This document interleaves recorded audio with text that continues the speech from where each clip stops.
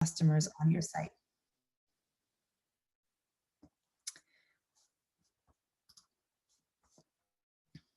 All right, so I'm just going to repeat that because it looks like there was a connection delay in getting recorded. So Google Analytics reports allow you to filter all of your customer information with the goal of better understanding all of the different content, ads, emails, and promotions on your website, how they're performing, and you're able to dig in and see what's working and what's not. So you're able to make some decisions about where to invest your time in your marketing efforts. So the data you get from Google Analytics is broken down into 3 segments. The first is acquisition, and this is how traffic gets to your site. So how people are finding your site. Behavior is what people are doing once they're on your website, how they're behaving, what pages they're visiting, how long it takes for them to leave your page. And conversions, we're referring to how do you take those visitors and turn them into customers. So just to get some key definitions out of the way, Google Analytics works on two concepts, dimensions and metrics. So all of your reporting will be broken down between the dimensions and metrics. The metrics are all of the quantitative measurements, and then the dimensions are all the attributes of your data. So that could be your location, that could be like where the type of source medium they're finding you, and all of the metrics are things like the sessions, how much time they're spending on your page, how many transactions or conversions, the revenue, your e-commerce conversion rate, all of those are metrics. An example of this, so when we're looking at all of the channels, the dimensions in this example would be your organic search, your direct, your social, and your referral. And the metrics are all of those qualitative data points that match each. So you read it left to right. So if you look at line 1 and you're looking at organic search, you had on this report 2581 sessions. That's how many people came to your site. And of those are new users, 2163. And you read it left to right. So all of these metrics on one line are attributed to the data dimension on the line to the left. Does that make sense? So there are different types of dimensions. You can have your medium, browser, country, language, campaign, device category. And then you also have your metrics, which is your traffic source, sessions. This is the group of users that are interacting on your site, the average time spent. This is how long somebody spends on your website when they click on your site. Your page visits are how many pages a user visits. So are they just going to your homepage, or are they digging around a little bit deeper? Now, to benchmark these, it depends on the type of industry you're in. For example, if you're looking for information on how you should be forming, if you have a website that doesn't have many pages, or the user is able to get all the information they need on page 1, then most of your average page visits are going to be a little bit lower. But if you have like a larger website that's like has a catalog or has multiple articles on a topic where you're encouraging people to dig in deeper, then you could expect to see those average page visits go up. You have your top pages. This is the most popular pages. The exit pages are where people leave your site. The bounce rate is when people come to your site, how many are leaving after visiting just the one page. Unique versus returning users. So how many of your users are new versus how many are returning. You're also able to see the user behavior flow to see how people are behaving on your site, location, where they're browsing from, their age bracket, and the site speed. You are also able to customize all this data by dates. So you have 2 options when you're in Google Analytics. You can look at just a single date range, which is the top one, and you just drag and drop and scroll over, or you can use these drop downs and go back. Or you could do a comparison model where if you were running a promotion for 5 days and you wanted to see how that promotion performed and you wanted to compare it to the previous 5 days, you could also do previous period, previous year, or custom, where you're able to run comparisons. I am gonna stop right here and answer questions. I see the chat has a couple. Let me see.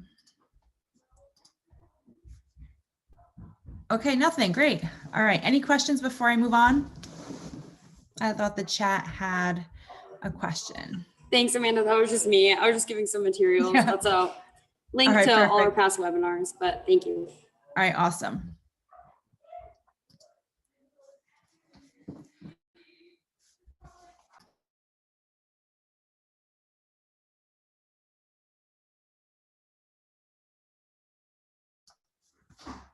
Next, we're going to talk about the specific reports.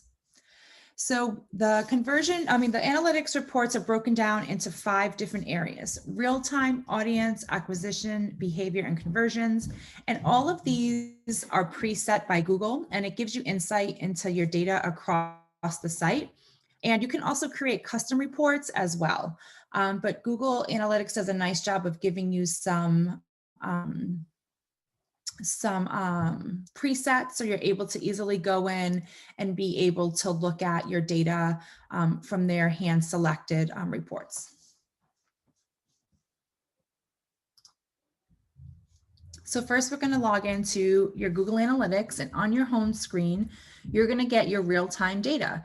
So this will tell you how many users are active on your site at the very moment you're logging in. So one good way to test if your Google Analytics is working is if you go onto your website and you log into Google Analytics, and under the screen, if you can see yourself there, you know your Google Analytics is working. This will give you a high-level overview of everything going on your site at that very moment. So you're able to see this set of data is from the last 7 days, as you can see from the bottom of this graph down here. It gives you your users, your revenue, your conversion rate, and your sessions. That's just the high level data that it gives you on the home screen. So this data is live, and it shows you exactly what's going on your site at that very moment. You can see how many people are viewing your site, the pages they're visiting, where they're located, and more.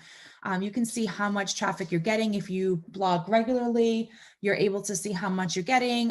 You get to see like which URLs are getting the most traffic, and you're able to see all of that live.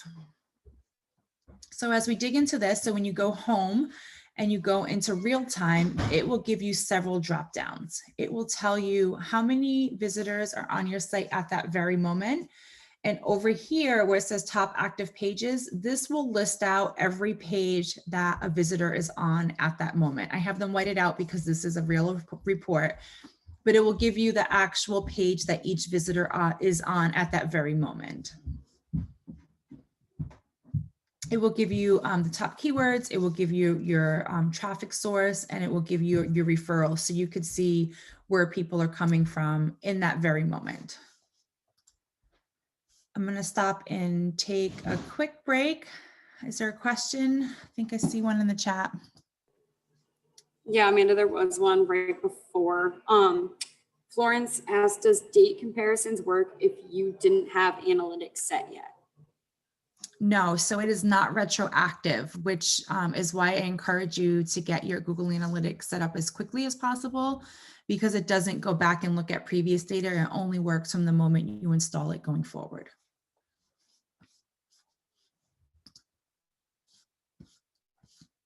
Can you still see my see my screen? Yeah, we can see it. Thank you. Okay. Thank you for your question. Does anyone else have anything?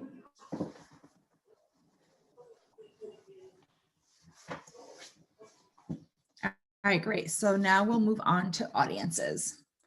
And this report is really cool because it gives you, as you can see in the column on the left, all different information on your audience. It covers everything from the what users are doing right now on your site. They're also beta testing the lifetime value and the cohort analysis. And this is available to everyone. And based on how long you've had the Google Analytics set up, it can give you more clear insight. So if your tag is very new and you're just getting going in Google Analytics, the data might be a little bit sketchy in the beginning because it does take aggregated values. You're able to look at everything from demographics, interests, the geolocation, behavior, technology, what type of device they're on, what if they're using multiple devices to get to a purchase, it'll give you that cross device information. And you can set up custom benchmarking and all different cool things in audience. It also will break down the current users. So if this is like a 7-day snapshot, it will break down how many users you've had. Of those, how many are new, how many sessions. And sessions and users can be a little confusing because you're seeing one user could have more than one session. For example, when you're doing your browsing and sometimes you click off and go to another tab and then go back, they count that as 2 sessions, but it's still the same user. So a number of sessions per user, that gives the aggregate, the average.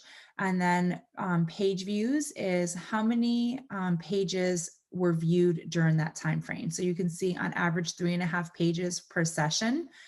And then the average person spent 2 minutes and 43 seconds on the website, and 58% bounced after only going to 1 page.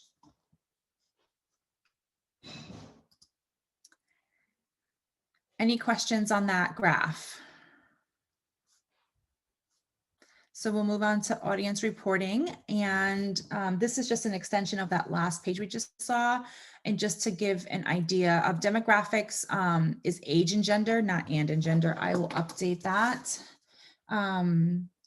But when it's giving you demographics, it's not going to do the psychographics for you where you're looking at to see what are the interest and behaviors. But there is a report later on in interest called the Infinity and End Market, and that'll give you some insight to your demographics.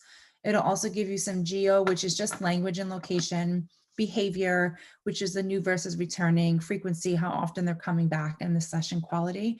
And then you also get some insights on technology, which browser and device they're looking to find you at. And this can give you some insight on the type of user you have. For example, if you notice that all of your users are coming through on like the latest iPhone or the latest Android, you know somebody, the person that is coming to your site is very tech conscious and always with the newest technology. So they're probably going to be a little bit more savvy than someone who's probably using like an iPhone 7 or something.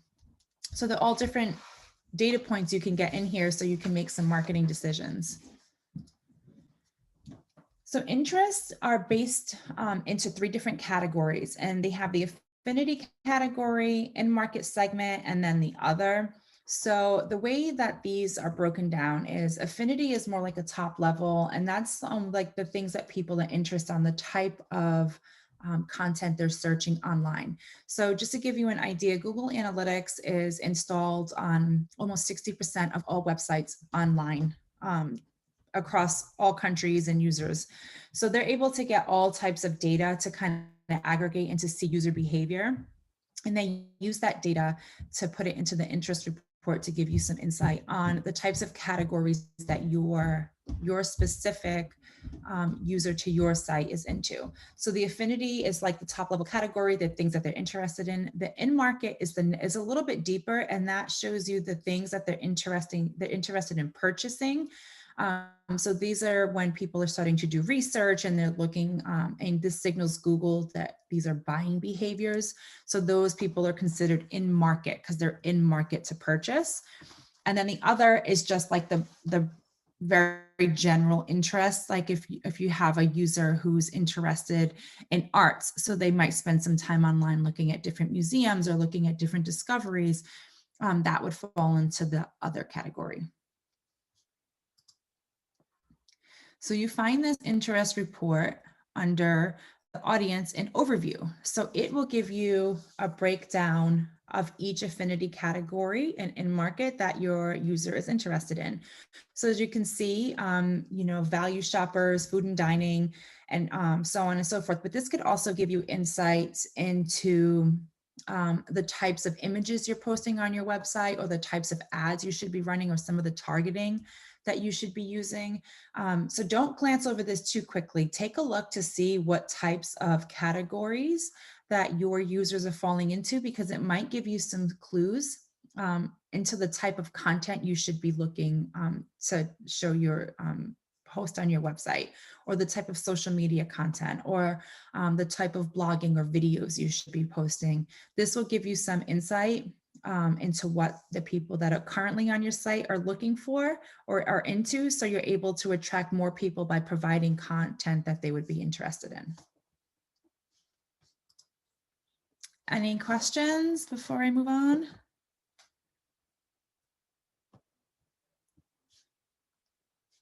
All right. I will work through acquisition. This is where you're able to see all of your traffic broken down by source, which basically just means where they came from. Like, where are you sourcing your traffic? So you may have some of these, you may have all of these. It depends on how comprehensive your marketing efforts are, right? Like if you're just getting started, you're probably not going to have, 10 different referral sources to your website right now, but you will likely have at least 3 of these, probably organic. And this is when people are searching in the keywords and they find your website and they click on your site, they enter in the Google, they put the keywords, and in the search results comes your website and they click on it. That's an organic traffic source. If somebody already has been to your site or they've seen your advertising over and over again and they haven't clicked on an ad, but they have you remembered, or they opened an email and saw something about you and then go and type in www.yourwebsite.com or yourwebsite.com, that is direct traffic. Referral is when people click on your site from another site. And that's when we talk about that external link building, right? Like building links on other websites that lead back to you. These are the referral traffic sources. Email is when people are clicking on something on an email you sent to them. So if you do like a weekly or biweekly or whatever bi-monthly newsletter, and you have a link in there with a call and action for them to go to your website or make a purchase, this will show up and as a source as email. Social will show up if you have any organic social posting. So this is not paid ads. This is all of your like organic posts, your stories, your IGTVs, whatever you're posting on TikTok or wherever. Paid search is when somebody is visiting strictly from paid source. So Google ads, Facebook ads, Instagram ads, TikTok ads, all of that will come through as paid. Display are the ads that you see on blogs or websites that are images, and you click on those, that's display. Affiliate is if you do any affiliate marketing and somebody has an affiliate link. And then you have other, and that is just when Google doesn't know how to categorize your traffic. This could be if people are visiting from like a DuckDuckGo, or if they're visiting from incognito. So when you look at the overview of your acquisition report, it will give you this really cool graph letting you know where all of your traffic has come from over the last whatever time frame you put in this date. And you're able to get an idea of where your traffic is coming from. And that's just the overview. Your channels are all the different ways that this can come to you. And this is just breaks it down a little bit further on how some of these are set up. So Google does a pretty good job of auto tagging different traffic sources. Like I said, they've been collecting data forever and they have so many websites tagged. But this is a very precise thing where it has to match specifically, it's case sensitive. So if when you're putting together your custom URLs, if you have a call to action with a custom link, if you put something with a capital G Google or a lowercase g Google, Google will recognize it as 2 different sources. So when you're looking at your channels, you see all of these are, the first letter is capitalized. And if you had it set up differently, like with your UTM codes, which I'll get to a little bit further down, the source might pull in a little bit differently. So some of these might come in through referral, but they're really social, or if they're coming through an other and they're really email, it depends how you're tagging stuff. So source medium is one of the biggest reports in Google Analytics. It helps you understand where your traffic is coming from by source and medium, and looking at it in one shot, you're able to get a better idea of where your traffic is coming from. So when you're looking at source medium, it breaks it down into 2 parts. So you have your source in Google, and then your medium is organic. Because you could have Google down here, your paid ads. So it breaks it down not only by the source, but also by the medium, so you can get a better idea of what is generating revenue, what's generating users, what's generating sessions, on your website.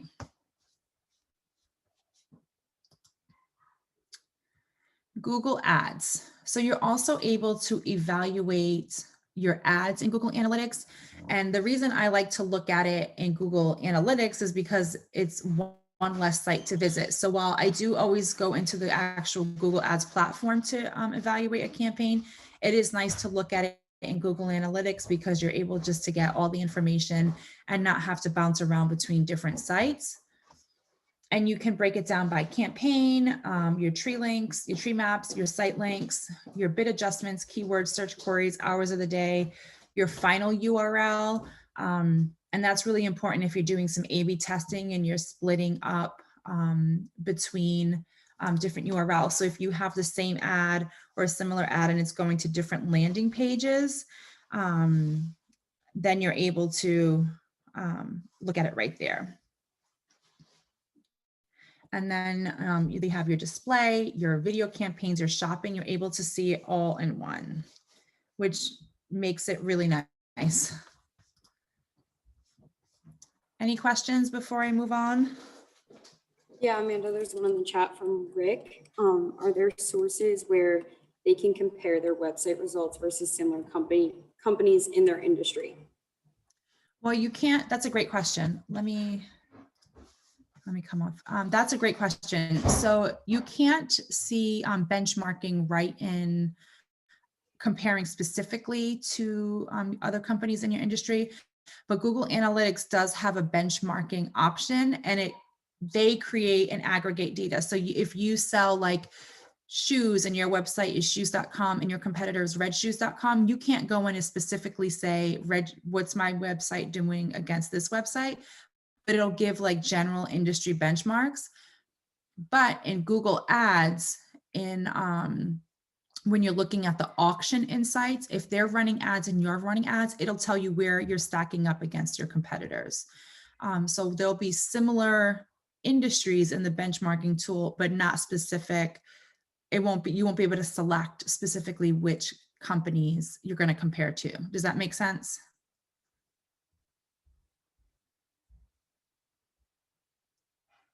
Perfect. All right. So that's a yes and no question. It'll give you a general benchmark, but not specific. You can't select which companies you want to benchmark. Next, I'll move into behavior. And one of my favorite behavior reports in Google Analytics is landing pages. And I whited out the landing pages for privacy, but it gives you, based on the dates you select, the top pages that people are visiting on your site. And it'll give it to you by like the top page, the sessions, the user sessions, and revenue. So you're able to go in and say, this is a good example right here, because as you can see, line number 3 had 369 sessions, but it only led to one conversion, one sale. But if you go down to line 8, there were less than half the visitors at 157, and it led to 4 sales.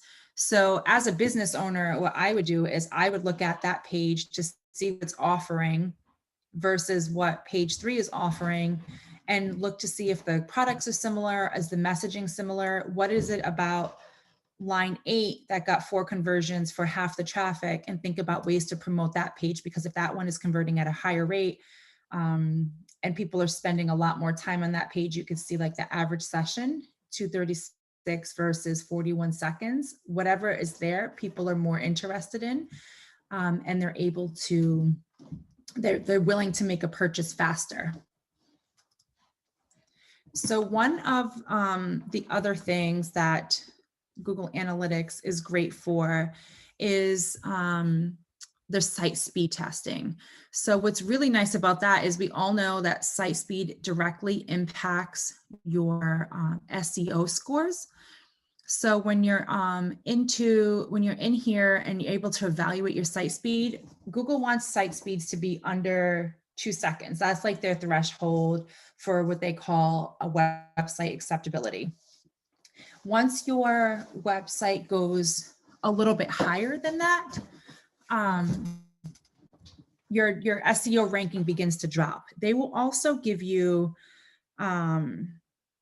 some suggestions on ways you could optimize your site for a faster site.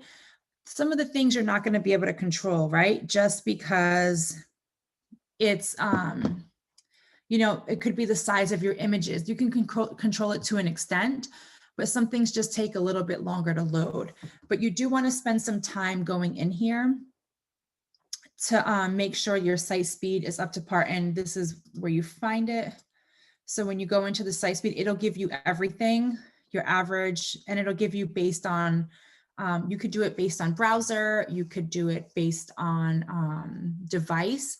So if you're looking at your overall site speed and you're noticing it's a little high, and then you look by device and you're noticing your tablet load speed is a little bit slower than your mobile and it's slowing your overall speeds down, you know to focus your efforts on the tablet aspect of it. Any questions? We did get one that said, how do you get to the benchmarking tool? Great question. So when you're in Google Analytics and you're in your admin section of it, you go to account settings. And then when you scroll down, there's an opt-in box for your benchmarking. And then you click that on, and then you just hit save, and that'll opt you into the benchmarking. So again, that's admin, account settings, benchmarking. And if you need help finding it, just reach out to me and I can help you find it. All right, UTM parameters. So these are short pieces of code you append to your URL to enable further traffic. So an example would be down at the bottom where you see this long URL, this HTTPS all the way through the through down here is what the normal URL is. And then you append it by adding all of these different things, your source, your medium, your campaign, all of that. If this looks overwhelming, I agree. That's why there is this great tool where you just enter in your URL, you enter in all of your parameters. And remember, best practice is to leave everything lowercase, because if you have some upper, some lower, the tracking will get murky and you won't be able to find it, or it'll be harder to find. And then once you enter all of this in, it spits out this beautiful URL. And then if we were to be running an advertisement to direct traffic to register for this webinar, this is what the link would look like. And this is what I would post on all of our ads or social media posting or wherever I'm posting it. If I was doing ads, the source would be Facebook, Medium, CPC, or Google CPC. If it was just organic social media posting, or if it was email, or if it was a newsletter, then I would put that in, and it would make, we could be able to tell where are people registering from, which links are they finding us and registering. So it's just not a shot in the dark. We're able to nail down how people got to us to see this webinar. Attribution. This shows you the path customers take to complete a purchase. So you're able to see how many visits or touch points does it take for someone to purchase from you. So you can see people will come on this particular business, people will go direct 2 times before they make a purchase is their number 1 path. The second most profit generating path is I go to direct 3 times before purchasing. The third most profitable was they'll go to organic search and then go direct. So they'll find you organically and then go direct, or they'll go direct 4 times, or they'll come to paid search and then go direct. This will give you some insight on how people are finding you and how many touch points it takes for them to actually make a purchase. Because sometimes somebody will, you know, you'll put out an email and then you won't get purchases through email. They'll go through your email and then come direct. Or you'll put out a paid ad and you're like, my paid ads aren't converting, but then they'll go to your paid ad and then they'll go direct to you. Or they'll go from your paid ad direct back to your paid ad. So it's nice to see this this data, because sometimes when you think something isn't working, and it's not that it isn't working, it's just that rarely do people see something and make a purchase that one time. It usually takes multiple paths for them to make a purchase. In the same breath, they also give you what they call their conversion lag or attribution lag. And this will tell you on average how many days it takes for someone to convert. And this will give you some insight into your sales cycle. A lot of times a sales cycle is a lot longer than you think it is. Most businesses think their sales cycle is much shorter than it actually is. So this will give you a nice view into how long it's taking people to convert.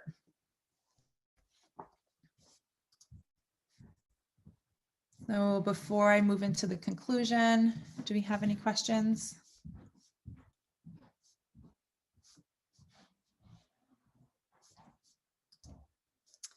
Okay, great. So in conclusion, create a plan. Understanding results of your current marketing or where you are right now is the first step, because it's when you're goal setting, it's easy to, have these lofty goals on what you want your marketing efforts to be or your marketing results to be. But without understanding where you are right now, it's really hard to make realistic goals, because you want your goals to be big, but you also want them to be realistic. So if you have 0 traffic on your site right now, and you want to grow to 6 figures a month, say, for example, there are going to have to be some big changes, because one, you're not going to understand your online conversion rate. You're not going to understand your lag to purchase. You're not going to understand how many pages people are viewed. But once you set some foundations in place and get your analytics up and going, get in the habit of looking in there all the time. When I say all the time, I go into the Google Analytics daily and sometimes twice a day per account. Get an idea of what's working right now and what has worked in the past, and then make a plan to be able to go in and say, hey, like, I would like to increase or reach or conversions on our emails by 25%.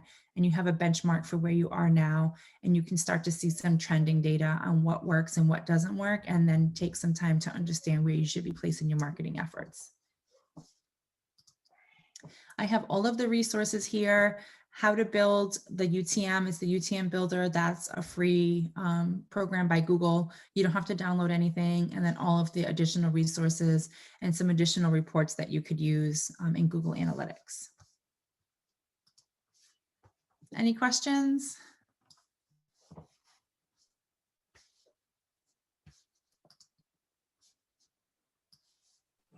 So far, none. If anyone thinks of anything, please let us know. Feel free to email us.